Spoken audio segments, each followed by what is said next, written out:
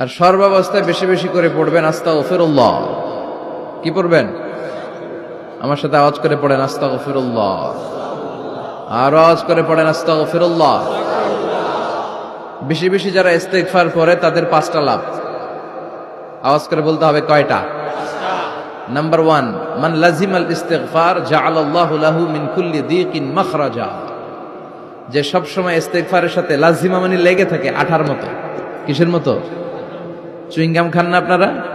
Chewing gum যদি হাতের মধ্যে লাগান আঠার মতো লেগে থাকে না? বাচ্চারা আবার দুষ্টামি করে চুইংগাম খেয়ে আরেকজনের চুলের মধ্যে লাগাই দেয়, আছে না নাই? তখন সরিষার তেল দিয়ে ছুটাইতে হয়, তাই না?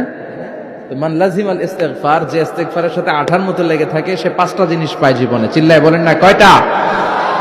1 নাম্বার, জাআলাল্লাহু লাহু মিন কুল্লি দীকিন মাখরাজা। সব বিপদ থেকে তার উদ্ধার করে কে? আল্লাহ। আমাদের জীবনে বিপদ আপদ আছে না নাই? কম না বেশি? কত বিপদ, কত ধরনের বিপদ। যে কোনো সময় দুর্ঘটনা হতে পারে, রোড অ্যাক্সিডেন্ট, আছে না নাই? যে কোনো সময় গুম হয়ে যেতে পারেন, আপনারা খুঁজে পাবেন আপনার স্বজনরা। যে কোনো সময় ক্রস ফায়ারের মধ্যে পড়তে পারেন, ঠিক কিনা? যে কোনো সময় বজ্রপাতে আপনি নিহত হতে পারেন, ভূমিকম্পের মাঝখানে পড়তে পারেন, দুজন কোবাকবি লাগছে, আপনি মাঝখানে, হইতে পারে না? জাআলাল্লাহু লাহু মিন কুল্লি দীকিন মাখরাজা। এরকম সব ধরনের বিপদ থেকে তারে রক্ষা করবে কে? আল্লাহ। যদি ইস্তিগফারের সাথে আঠার মতো লেগে থাকা যায়। এই হলো নাম্বার 1। নাম্বার 2, ওমিন কুল্লি হাম্মিন ফারাজা।